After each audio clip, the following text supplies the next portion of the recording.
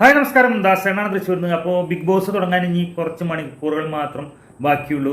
Big boss തുടങ്ങാൻ പോവാണ്. അപ്പോൾ അതിൻ്റെ പ്രൊമോ വീഡിയോ ഒക്കെ വന്നിട്ടുണ്ട്. അങ്ങനെ ഇതിലിപ്പോൾ നമ്മൾ വളരെ ഫേമസ് ആയുള്ള കുറച്ച് പേര് ഇതിൽ അണിനിരക്കുന്നുണ്ട്. കലാഭവൻ സരിക എന്ന പെൺകുട്ടിയെക്കുറിച്ച് നമുക്ക് എല്ലാവർക്കും അറിയാം. ഏറ്റവും കൂടുതലായിട്ട് കലാഭവൻ സരികയാണ് ശരിക്കും പറഞ്ഞാൽ ഈ മത്സരാർത്ഥികളിൽ കൂടുതൽ എന്നെ സംബന്ധിച്ചിടത്തോളം, അല്ലെങ്കിൽ ഒരുവിധ ആളുകളെ സംബന്ധിച്ചിടത്തോളം പരിചയം. കാരണം ഏറ്റവും സീനിയർ ആയിട്ടുള്ളൊരു ഉള്ളതിലെ ഏറ്റവും സീനിയർ ആയിട്ടുള്ള ഒരു കലാകാരിയാണ് കലാഭവൻ സരിക. കാരണം എന്താണെങ്കിലും നല്ല രീതിയിൽ ഡാൻസ് കളിക്കും. അതുപോലെ തന്നെ അത്യാവശ്യം മിമിക്രി. സുബിയുടെ സുബി ഉണ്ടായിരുന്നില്ലേ കലാഭവനിൽ തന്നെ, സുബി മരിച്ചു പോയി, നമുക്ക് എല്ലാവർക്കും അറിയാം. സുബി കഴിഞ്ഞാൽ അതുപോലെയുള്ള ഒരു കഴിവുള്ളൊരു പെൺകുട്ടിയാണ് കലാഭവൻ സരിക. ശരിക്കും പറഞ്ഞാൽ സുബിയേക്കാളും കൂടുതൽ കഴിവുകളുണ്ട്. സുബിക്ക് ആളുകളെ എന്താ പറയുക, ചിരിച്ചുള്ള സംസാരം, അല്ലെങ്കിൽ എല്ലാവരും കയ്യിലെടുക്കാനുള്ള ഒരു കലാഭവൻ മണിയുടെ പോലുള്ളൊരു സംസാര ശൈലി ഉണ്ടായിരുന്നെങ്കിൽ കലാഭവൻ സരിക എന്ന ഈ പെൺകുട്ടി അത്യാവശ്യം നല്ല ഡാൻസറും അതുപോലെ തന്നെ നല്ല ഗായികയും നല്ലൊരു മിമിക്രി ആർട്ടിസ്റ്റും ഒക്കെയാണ്.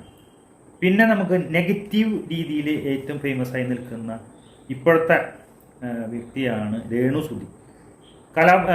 കലാഭവനല്ല, കൊല്ലം സുധി എന്ന ഒരു ജഗദീഷിനെ ഇമിറ്റേറ്റ് ചെയ്തുകൊണ്ട് ഇങ്ങനെ കോമഡി പ്രോഗ്രാമിൽ വന്ന വ്യക്തിയാണ് കൊല്ലം സുധി. പിന്നെ കുറേ കോമഡി പ്രോഗ്രാമുകളിലും അതിലൊക്കെ വന്ന് അത്യാവശ്യം എല്ലാവർക്കും അറിയപ്പെട്ട സമയത്ത് ജീവിത സാഹചര്യങ്ങൾ കുറേ പ്രശ്നങ്ങൾ. മാത്രമല്ല അദ്ദേഹത്തിന് ഇപ്പോൾ മരിച്ചുപോയ ആളായിക്കൊണ്ട് പറയുന്നതിൽ വിഷമം തോന്നരുത്. കാരണം മരിച്ചുപോയി, പക്ഷേ കുറേ സ്ത്രീകളുമായിട്ട് ബന്ധമൊക്കെ ഉണ്ടായിരുന്ന ആദ്യത്തെ ഒരു ഭാര്യ, അതിൽ ഒരു കുട്ടി, അത് കഴിഞ്ഞ് വേറൊരു ഭാര്യയുടെ കാര്യം പറഞ്ഞു. ഇപ്പോൾ കുറേ ഭാര്യമാരൊക്കെ പ്രത്യക്ഷപ്പെടുന്നു.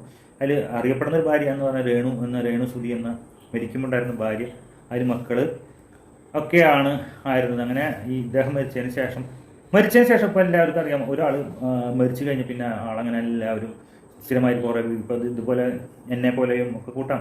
ഞാനൊന്നൊന്നല്ല, പക്ഷേ സാധാരണഗതിയിൽ ഇങ്ങനെ ഇതുപോലെയുള്ള യൂട്യൂബേഴ്സും അതുപോലെ തന്നെ ഓൺലൈൻ വീഡിയോ ഒക്കെ ഉള്ളത് കൊണ്ട് അവരെ പറ്റിയുള്ള വീഡിയോസും അവരെക്കുറിച്ചുള്ള കാര്യങ്ങളൊക്കെ അങ്ങനെ എന്താ പറയുക ഓട്ടോമാറ്റിക് അവരെ വലുതാക്കിക്കൊള്ളും. ഇപ്പോൾ കലാഭവൻ ആവാസ് ഭയങ്കര കഴിവുള്ള വ്യക്തിയാണ്.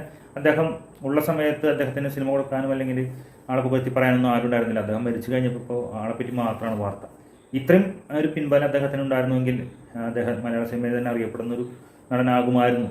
നല്ലൊരു കഴിവുള്ളൊരു നടനായിരുന്നു. പക്ഷേ ആരും അദ്ദേഹത്തെ പിന്താങ്ങാൻ ഉണ്ടായിരുന്നില്ല. അദ്ദേഹത്തിൻ്റെ സുഹൃത്തുക്കളടക്കം കുറേ സുഹൃത്തുക്കൾ മലയാള സിനിമയിലെ ഏറ്റവും നിൽക്കുന്ന സുഹൃത്തുക്കളുണ്ടായിട്ട് പോലും.